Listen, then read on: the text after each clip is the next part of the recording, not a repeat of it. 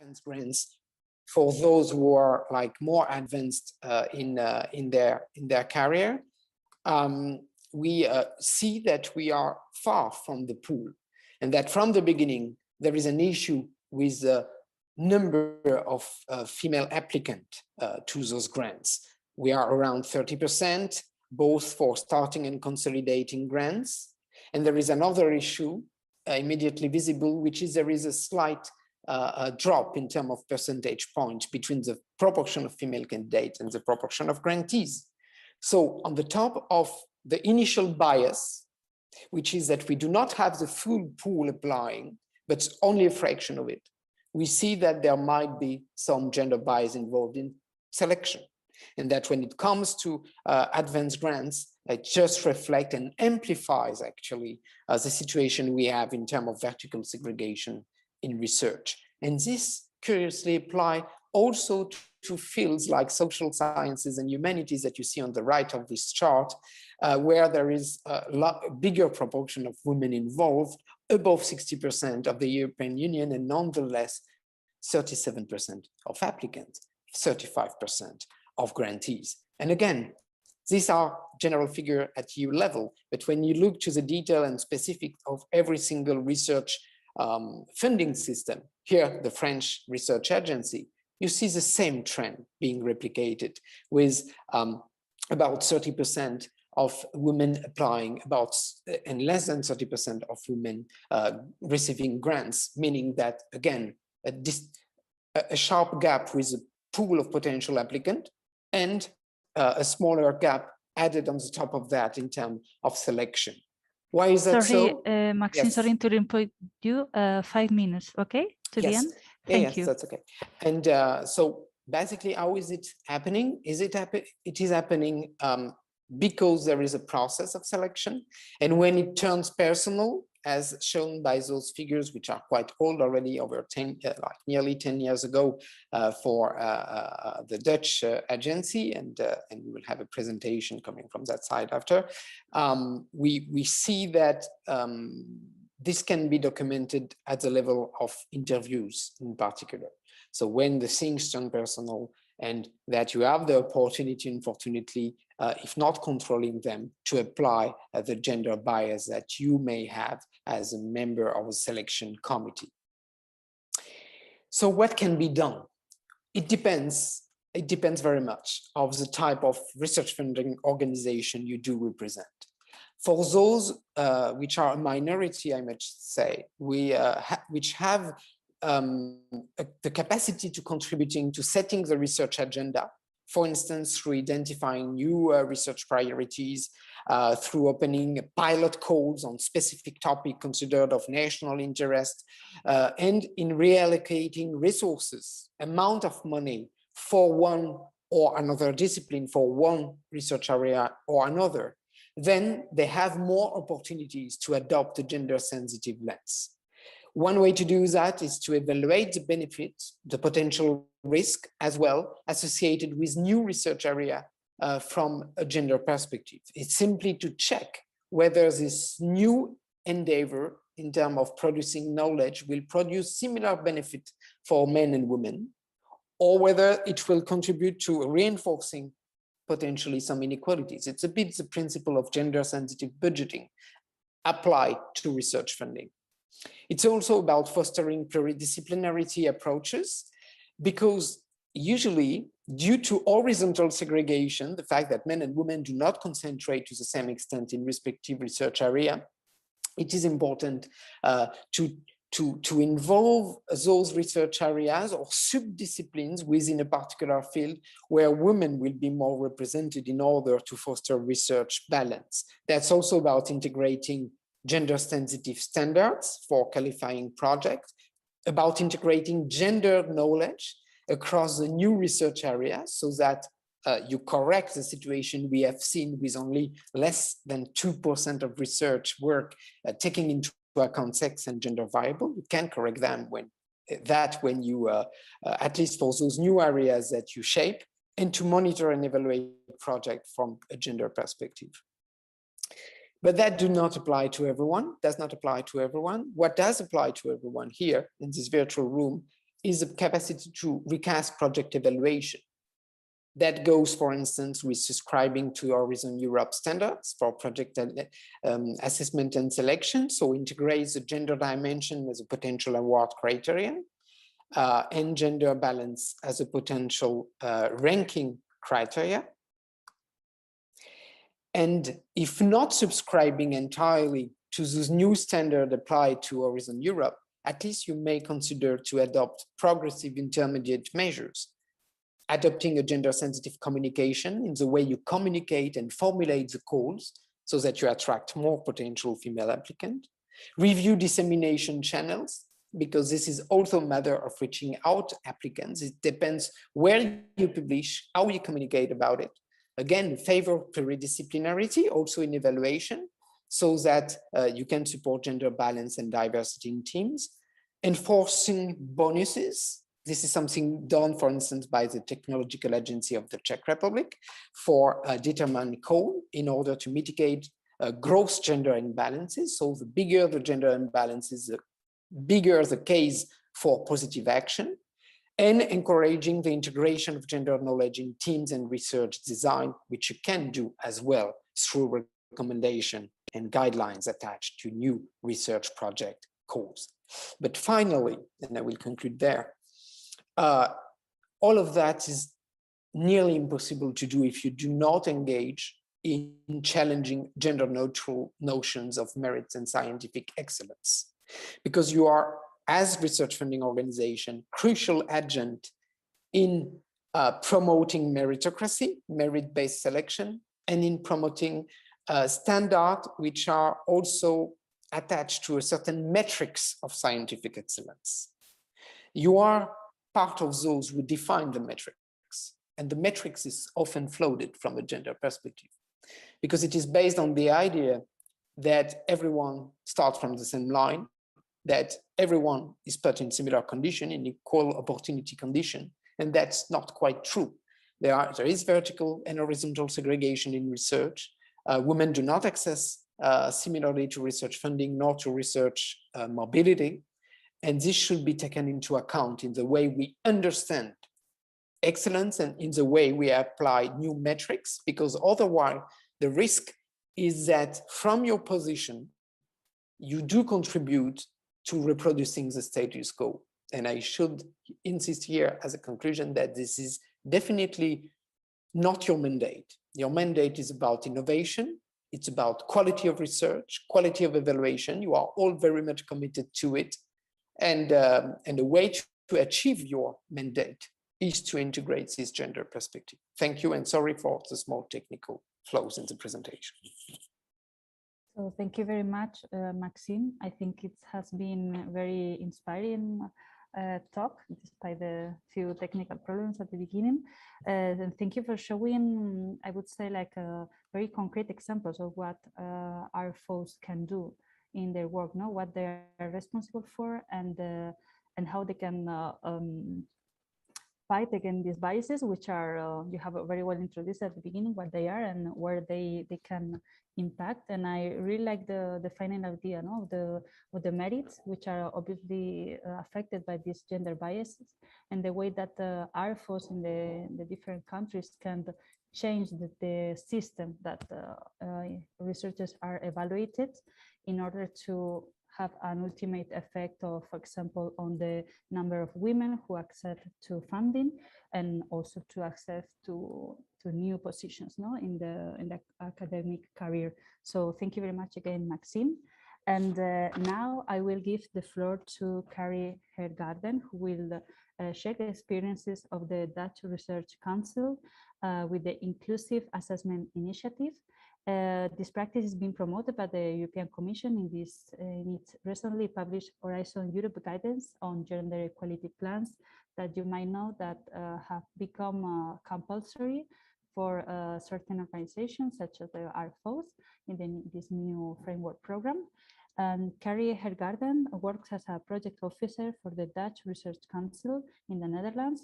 Throughout her studies and career, she always felt committed towards involving diverse and intersectional perspective in everything she does. After completing both her master's degrees in communication studies and gender studies, she worked for the ERC in Brussels, where she was a member of the gender working group. At NWO, she is involved in making its evaluation process more inclusive. So I give you the floor now, Carrie. Thank you. 20 minutes, please, for your presentation. Great. I will start sharing my screen. So I hope that's visible for everyone. So thank you for having me and for the introduction. I will tell a little something about our inclusive assessment initiative here at NWO, which is actually short for the Dutch Research Council, but then in Dutch, I will spare you the Dutch name. Let's see if this works. Yes. So thank you, Maxime, also for sharing those numbers from the Dutch Research Council. We had an investigation done on how we were doing in terms of diversity and gender equality. So it turned out that things could be better. So therefore, yeah, we made a new strategy, new plan. NWO wants to be an organization where everyone feels welcome, can be themselves. We strive to be a diverse organization with an inclusive culture. And therefore, we have a twofold approach, which on the one hand, our granting policy, which we will talk about today, a small part of it, and our employers policy. So we have several efforts in order to make our granting policy more inclusive. So we are focusing on a diverse composition of our boards and assessment committees. NWO signed the DORA Declaration, which stands for San Francisco Declaration on Research Assessment. And that means that we have removed all references to journal impact factors and H indexes in all of our calls and application forms, because often these are not adequate indicators of researchers' performance. We are working on implementing a narrative CV so that applicants can showcase more diverse types of talent instead of like in addition to research publications. And we are also looking at making our procedures and funding instruments more diverse.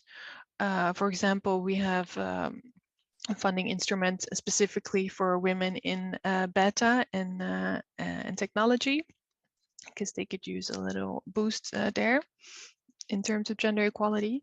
And so, yeah, today I will tell a little bit more about inclusive assessment. So as the numbers showed already that Maxime shared, NWO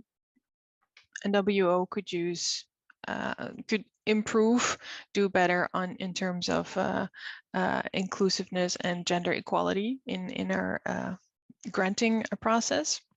So we started off by asking experts advice on preventing unconscious bias in the assessment of grant applications. So we asked 3 researchers who are experts on this topic to help us with this, and they have given us a report which consists of 2 parts.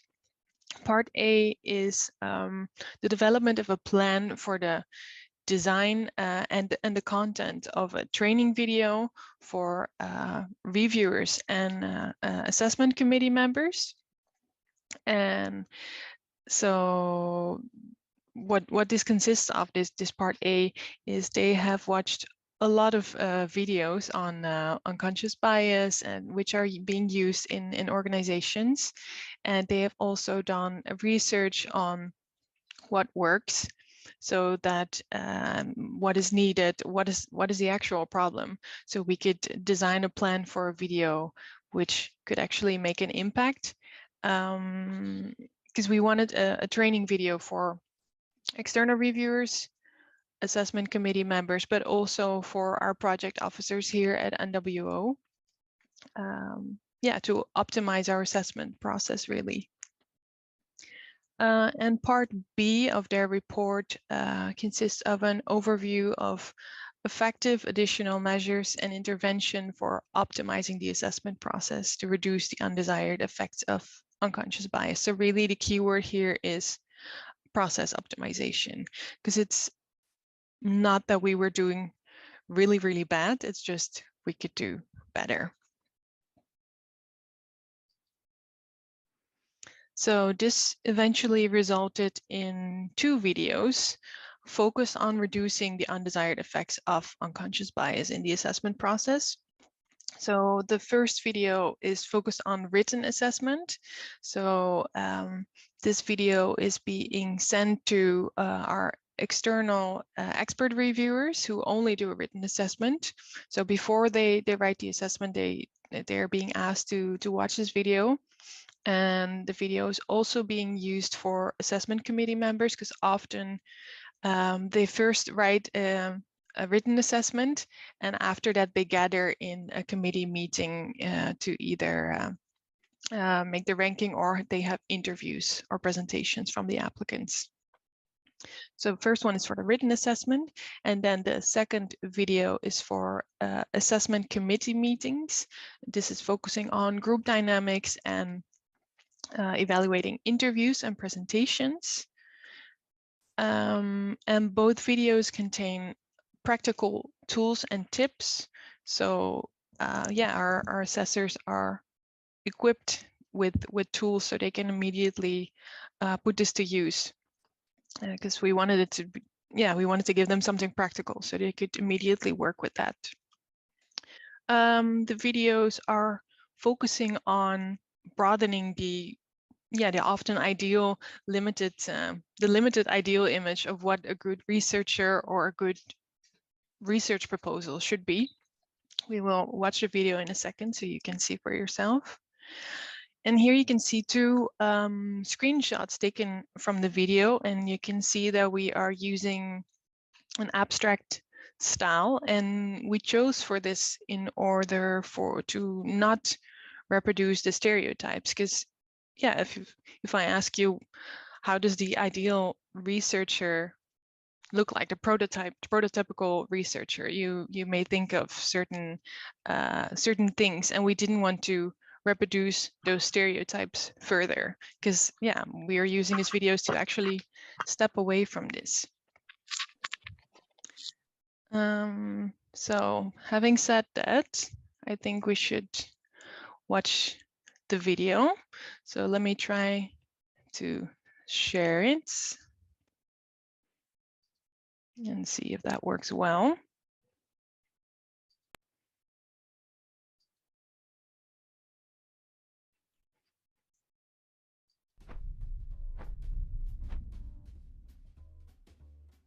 The Dutch Research Council wants to advance research with both scientific and societal impact.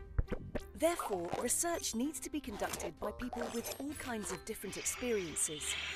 A diverse range of perspectives enables innovative and creative research.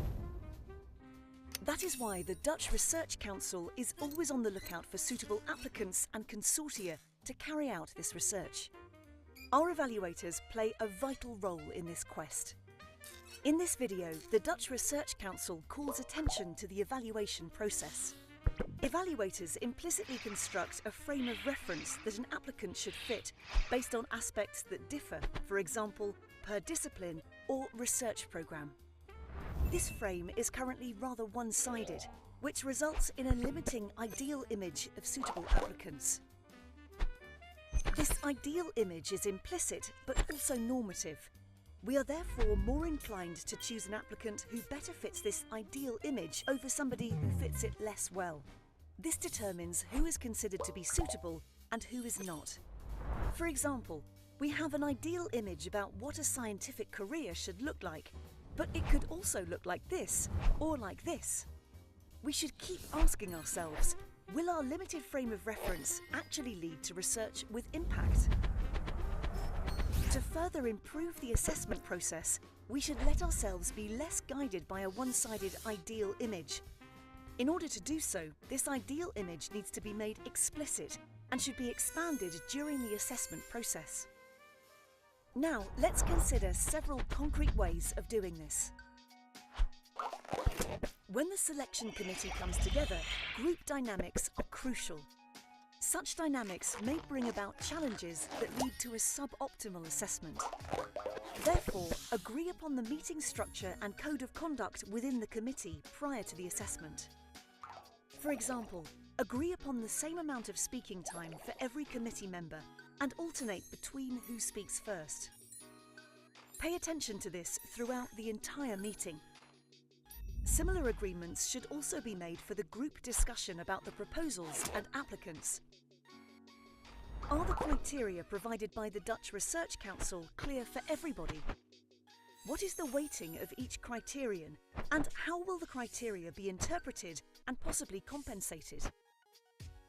Make this explicit together so that you are not subconsciously led by a one-sided ideal image. Agree to be alert to biased language, such as language influenced by ideal images, which will result in one proposal gaining an advantage over another. Such agreements help to create a group dynamic in which everybody can be held accountable if the made agreements are deviated from.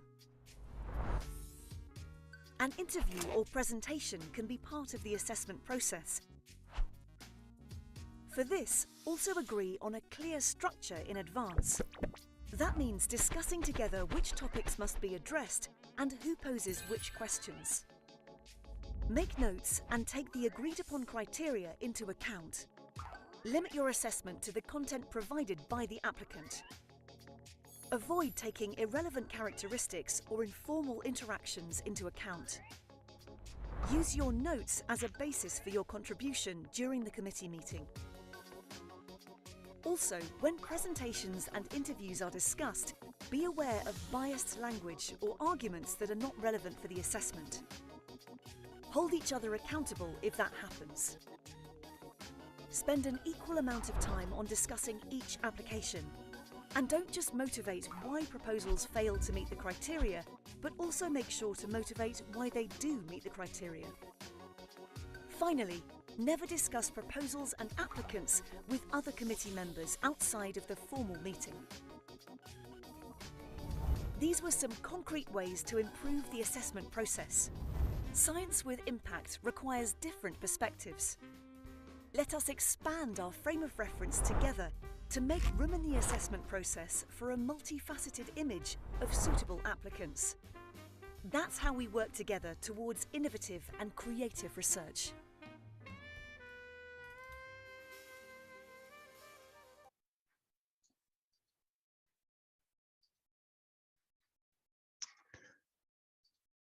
So, yes, so that was the video on group dynamics, and we're actually, I don't know, can you see my screen? Am I sharing it? No, not yet. Not yet. Nope. Yes, there it is, right? Yes. Good. So we watched this video on group dynamics before every assessment committee meeting, and we also send it together with all the meeting documents beforehand. So sometimes it's a little difficult if you have a full day ahead with interviews to squeeze in this video because everyone is eager to get started.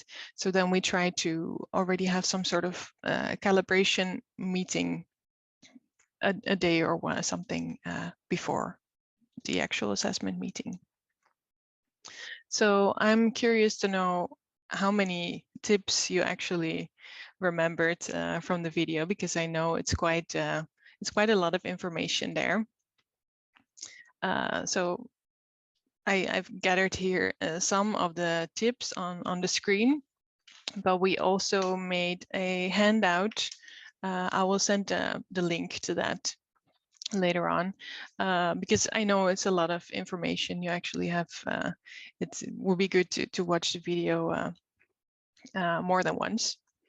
So yeah, I guess the takeaway is that we focus on ideal images, how this leads to a limiting framework, which leads to bias in assessment. And then, this really, the effect is that there's a double standard, which leads to more like the benefit of the doubt for applicants and applications that do fit the ideal image, and it leads to negative consequences for those who don't fit the ideal image. So and then of course there's the practical tips and tools on how to work on that. Let's see. So how do we implement this video? Like I said, we watch it before every meeting.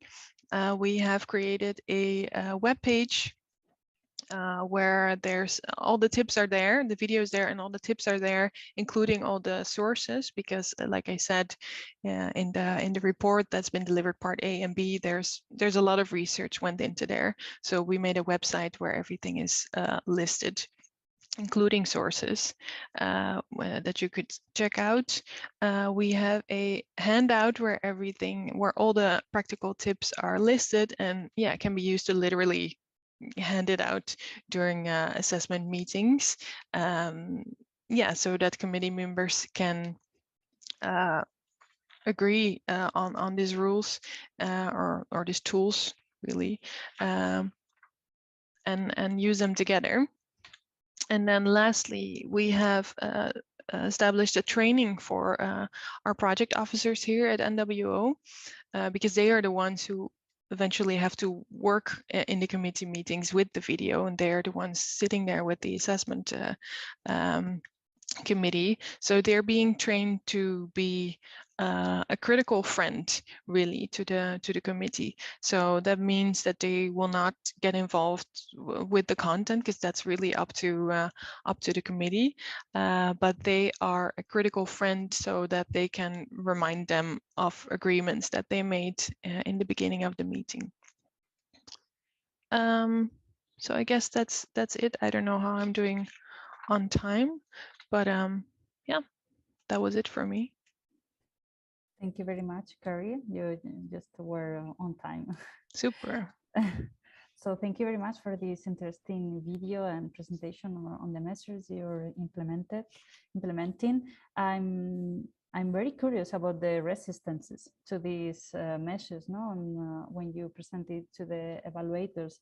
And I will give now the floor to Alan Denise from Yellow Window, who will be sharing this last part of the question and answer. So, and I have this first question about the resistances and also about the results of these measures you are implementing if on dealing with unconscious bias, if you have already noticed some change, no? But I'm okay if there are other questions to wait for my answer. Thank you. Should I start or? Yes, please, Carrie, because to the participants, please put your questions in the chat. That would be the easiest way, because the group is large. And then I will pick up your questions and ask them to Maxime or Carrie. But indeed, Carrie, if you can answer the question on the reactions and the resistances you faced after using the video. Yeah, well, in the training, as I mentioned, for our project officers, a part of it is actually dealing with resistance. So I'm happy that we can give the colleagues some tools. Actually, there hasn't been much resistance. I mean, like I said, sometimes it's tricky to watch the video in the beginning of the meetings, because then you can see people like, oh, I want to get started, I don't want to watch this video. It's 5 minutes. But there haven't been any negative reactions, to be honest. I think everyone is aware that we should work on more gender equality, more inclusivity, really. So yeah. No, we did not have any negative response so far, which is great. And for the results, well, we only recently started this whole trajectory of implementing the video, and we're also not fully done. I mean, not all the colleagues are trained yet, so it's still a work in process. But yeah, it's actually also a question, I think, for everyone here, because we are now looking into how we can evaluate the results of this video. But in our application system, we only, we ask for gender for from the applicants, male or female, and only recently we also have a third option which says other, which is great, I think. But yeah, for me personally, I think of course we should look at gender equality, super important, but we're also beyond that, right? There are other measurements we should take into account, but we don't ask for these in our application system, which I think also makes sense. So that is a bit of a struggle there in order how to see results. Yeah. Thank you, Carrie.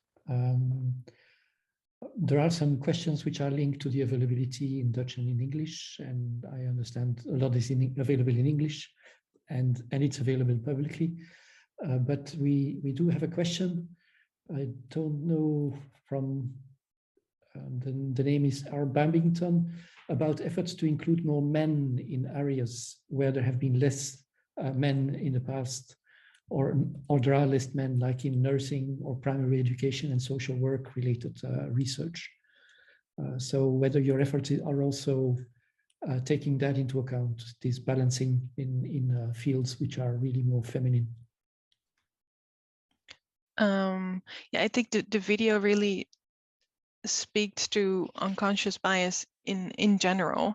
I mean, I mentioned, of course, the program for women in Beta. I don't believe we have such program for our, for example, elementary schooling parts.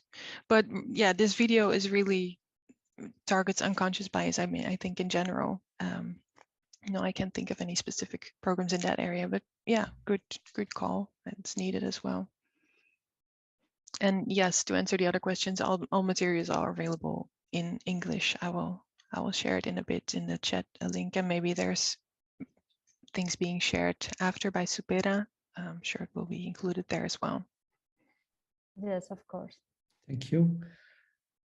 So please, as there are no questions in the chat at the moment, you can as well raise your hands, but maybe in the meantime, I will have a question for Maxime on his presentation.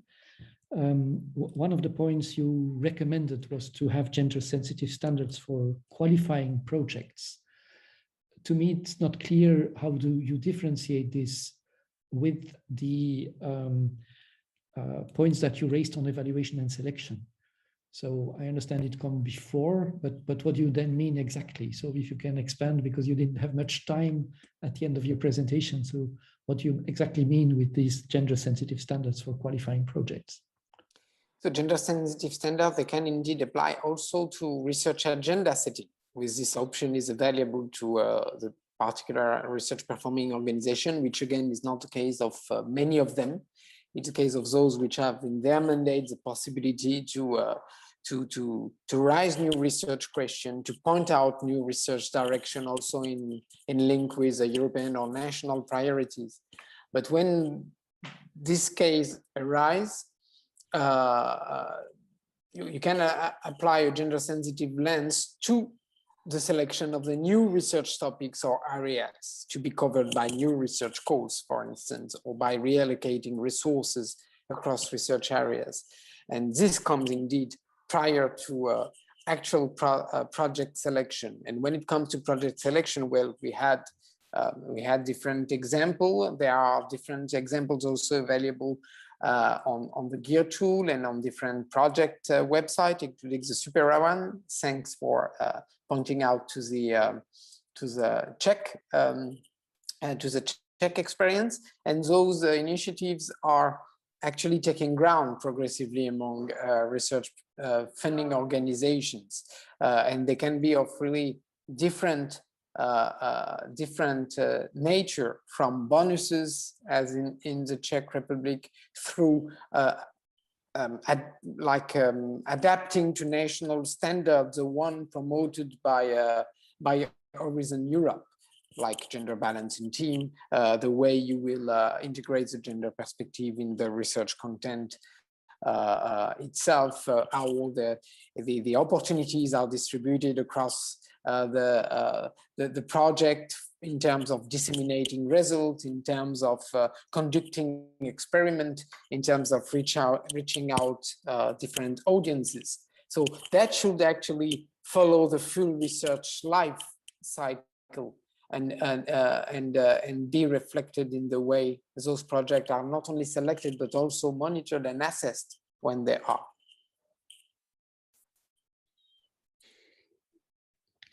Thank you.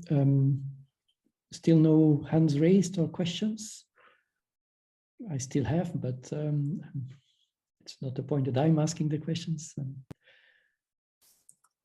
Nobody raises hands, or one of the colleagues. Yes, Maria? Yes, hello. Yeah, let me put the video on. Yeah, it's more than a question. It is a reflection on your response, Carrie, to the resistances. A question by Angela, and I think I guess I mean that probably the factor for not creating too many open resistances, because for sure there will be some of them, probably it is because you focus very much on practical tips on the evaluation team. So you did not try to do kind of a theory of unconscious biases, or and things like that, but just go directly to practical tips. And I think that's really nice, because maybe that's a way for not having people, or at least a good door to open to talk about these things, because probably some people would need to know why we need to, for example, to have a first agree on how we are going to do the interviews. I mean, everything is, and at the end of the day, they are good tips for doing good evaluations in general. So that's also I think a key issue. It was just a comment, because there was no. Thank you. Yeah, we really did not want to go into lecture mode to see, okay, this is bad, we really wanted to improve, like I said, on optimizing the process. What can we do better? Yeah. But indeed, as Maria says, it is to reduce unconscious bias, but in a way it's a promotion of better standards, like giving an equal speaking time to each of the evaluators is like a normal standard to apply. Yeah. But that's also why I think it is quite surprising that you say you face little resistances, because in a way you are setting standards, and people don't like to have standards. They like to have more freedom and flexibility. And so maybe to listen, you said you didn't face resistance, but you had reactions for sure. And maybe to see whether you have different reactions from your colleagues, so from the staff of NWO and from the evaluators that you recruit to do the evaluations, whether there were differences between these two groups. Well, I see actually that my colleague Hannah has also joined us. Maybe she has an answer to it, and otherwise I will just start off. Of course, there were mixed reactions. I mean, a lot of I've been with the trainings with our colleagues, and they have to get used to it, and they want to know, okay, how does this work? How do I do this? It's a bit of insecurity, I think, as well to work with this new way. There's many things we were already doing. For example, especially now we're doing online meetings. We already made schedules. Okay, this person is going to talk now, then that person, so it would already change. So these are things that good practices that we were already having. I guess it also depends on the chair that you have in your meetings, because they are setting the tone for a big part. So far, I did not have any really resisting reactions. Did you want to add to that, Hannah? Yes, thank you, Kari. Well, indeed, surprisingly, also when we published the videos and the web pages that we created on inclusive assessment on Twitter, I expected kind of a Twitter storm because of, you know, the sensitive topic, and but it just didn't happen. And of course it can be due to other reasons than the content of the videos. Maybe there was some other topic more important that day, but usually if the Dutch Research Council publishes something, all the researchers working in the Netherlands, they jump on it, but for some reason there was not a lot of resistance coming from that. There was one researcher who was a bit skeptical because this person argued that in our committees there are no non-native or no non-Dutch speaking persons allowed, which is not the case in a lot of our committees. So maybe he had this experience, and then he was you know, arguing against that, which I can imagine, because he's not Dutch speaking, but he's working in the Netherlands, and he would like also to be on committees. And then there has been another kind of worry from someone in our a researcher who is on one of our boards, who said that this person is afraid that we indeed expect the same behavior from everyone, and that we are then looking for only kind of one type of assessment committee member. But I always argue against that, because we require certain behaviors from our committee members, as we post in the video. But this is, you know, this doesn't restrict I think our committee members very much, in that they cannot be their unique self. But this is a worry that was also expressed to us. And then our colleagues are, like Kari already said, most worried about if they understand everything that's in the video. We get a lot of questions about, so what is biased language, and how can you recognize that, for example? So we give them tools to also answer questions if they get those, and how they can recognize biased language, for example. Thank you. I see that Tilina has her hand raised up for a question. Yeah, hi, thanks. I'm joining from Sri Lanka. I actually missed the first 45 minutes, so I missed Maxime's presentation.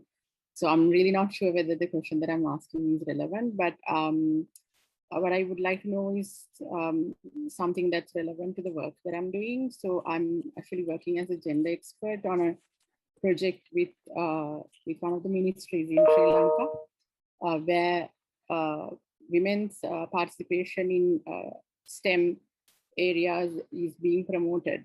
So there's one component on providing research grants, and this is a funded project. So I would like to know how what we discussed, like what was discussed now, could be applied in that kind of context, like, because a lot of the university committees that evaluate this research is like mostly led by men, because I think there was a question also, I mean, these areas like STEM areas are mostly male dominated in Sri Lanka. So when we are promoting women's participation in STEM areas, like when women submit research proposals, like how do you sort of, you know, like mainstream gender, and how do you make sure that some of these proposals are not, you know, like, I mean, like disregarded? So I don't know, I mean, I just want to know whether there's any kind of relevance or any links that I could draw from this discussion to that work I'm doing. Kari or Maxime? To be honest, I didn't get the full question because the sound was not like really great. But as for also linking up with one of the questions on the chat about experiences carried out in changing a little bit the way you communicate about research grants that can be individual or collective project, cooperative project. One thing I think is one thing I think is particularly important for STEM fields is this aspect of how you foster pluridisciplinarity, or how you can get out from the silo to which originally the call or grant application process would be directed. Because the way to foster gender balance sometimes is to get people involved from neighboring fields in STEM. That applies to other fields as well, but in STEM, I mean, you have on average about 30% of women involved in research, but then for computer sciences, it will be 15, and for other fields, it will be 45. So how do you manage to get people who are relevant and who might be interested and competent to apply for a particular grant or project application, while they are not coming necessarily from the field featuring in the title of the grant? And I think it's a way to do it, because you may have people who are, for instance, as clever and as prone to work on data, but they are not coming from that particular subject. So it's important the way you phrase, the way you frame also the type of knowledge, skills relevant to a particular field, and to whom you communicate it. And we realize in those projects that research funding organization tend to, but also universities tend to communicate in a narrower, through narrower channel, through silos, disciplinary silos, specific platform for communication. We do not reach out necessarily everyone, and this is detrimental to diversity. So certainly that answers only part of your question, but again, I didn't get the full extent of it. I think indeed, Tilina, that part of your question will be answered in the overview that Maxime presented. So that's one aspect. But Carrie, maybe you want to add something to what Maxime said? Well, I'm also not sure if I understood your question completely, but what I understood of it is that you are now involved in a program running to stimulate the participation of women in STEM science, and they're on the assessment panel are mostly men, if I understood correctly. Yeah, I know it's difficult, especially in some research fields, to have also women in the panels, but yeah, I would suggest to really make an effort to see if a more diverse assessment panel would be possible there. And the other part of my question was, how do you make the research proposals more gender inclusive? Like, how do you mainstream gender into the research proposals of STEM studies? Well, yeah, you could look at if you can do something with the criteria, just simply include it in the assessment criteria. If there's a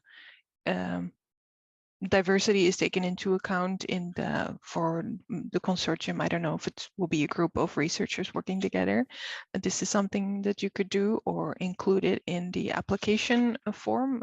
Ask the applicants to think about diversity dimension in their research, how they will include it in the research group or in the research itself. These are two things that you may consider. Yeah, if I may, I will add that it's important also to cover the gender and content aspect, and that if you ask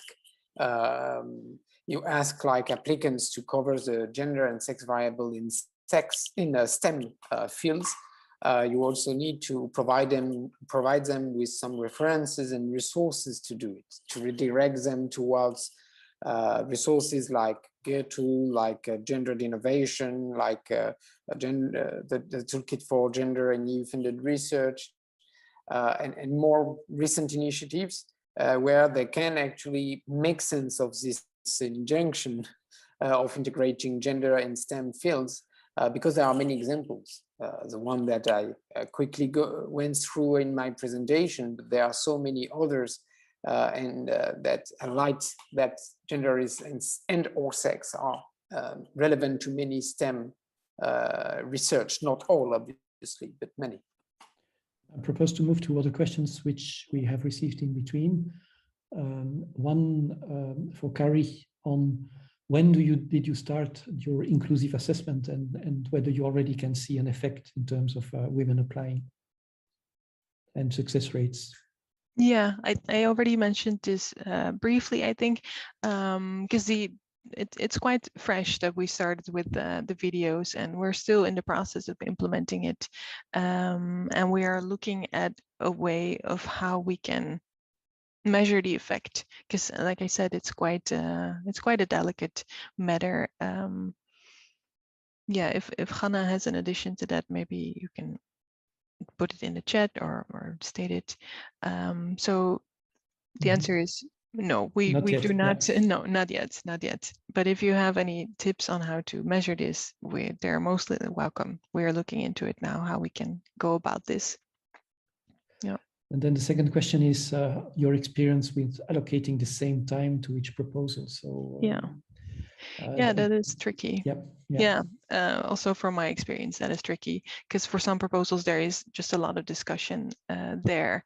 What can help is to, like, if you're on location, to visibly in the room on a screen share a timer so everyone can see it. That helps, in my opinion, for people to be more aware of the time. So literally a timer that counts down. And yeah, it is a guideline.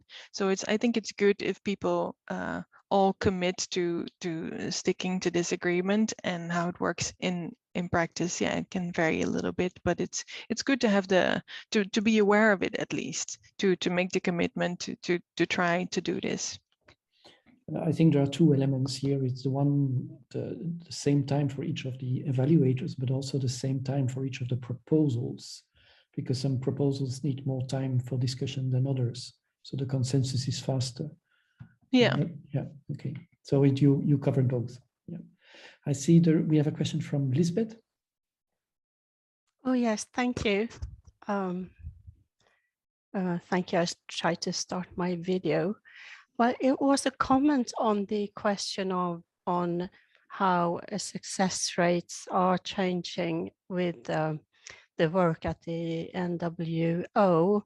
And I represent the Swedish Research Council, and we have worked with similar instruments like the one that was presented by NWO. We started in 2012. And we can see that the gap between success rate for men and women it's going better for women today. So we can actually see this is for we make statistics every year on the success rate, and we can see very clear that from when we started with this work, success rate for women are being higher for every year. Thank you for this sharing of information. And I think there will be an interesting exchange potentially after the meeting then to how do you actually measure it and that you see the effect. I want to go back to one of the questions in the chat from Hannah from NWO. Which is raising the points of how to attract more women to apply, which one could say it's outside of the scope of this webinar, but it's not, because it's also a bias. So women or certain researchers might consider for some reasons not that a call is not for them, or that they might not be successful. So it's another type of unconscious bias which we should fight. So it's a different one than the example of NWO that we heard, which is at the level of the assessment panels. But indeed, this bias exists as well at the applicant level and the self-selection of applicants, and explaining also the lower level or number of women applying. So are there experiences among the group here present linked to this aspect? And I, of course, start with Maxime and Kari, but maybe also from other participants who might have experiences to take on this bias, which is also responding to one of the elements of the questions of Tilina earlier. Who wants to take that up? Maxime, you have your hand raised, but I think it's from before. But still you can. No, it's from the previous question, to be honest. No volunteers? Yeah, the question is actually coming from my colleague, so I think we at NWO would like, like input. Yeah. So no candidates. We try to increase the number of women and the type of techniques to do that. If there are no more questions, then Anne, can I pass it on to you to close the webinar? Okay, thank you very much. So I just copied the link to the exit questionnaire that we kindly ask you to fill in after the webinar. And I wanted just to thank you again, Maxime Forest and Carrie Hargaden. It has been very inspiring webinar, I think. I guess we all share this need of having tools and concrete examples on how to fight unconscious bias. I like that you have both focused on different things that RFOs can do, one more at the structural level on how to change the way call for proposals are designed, and then how projects are monitored and evaluated, and then also on focus specifically on the part of evaluators and reviewers, and with the amazing video you have shared, Kerry. And as we said, we will be sharing the presentations and the video of today in our website. I left you here the link too. And also I wanted to emphasize the fact that this webinar is part of a series of webinars that we are dedicating to RFOs to create a network of exchange of practices and mutual learning. We also have seen how effective it is to share concrete practices, and we hope to keep doing this by organizing 2 more webinars next year. We'll be informing in our social networks and websites, so please follow us so you can participate in the activities, and also again save the date for our final conference on the 25th of March. And I think I'm not forgetting anything, so thank you, and we close now the webinar. Bye.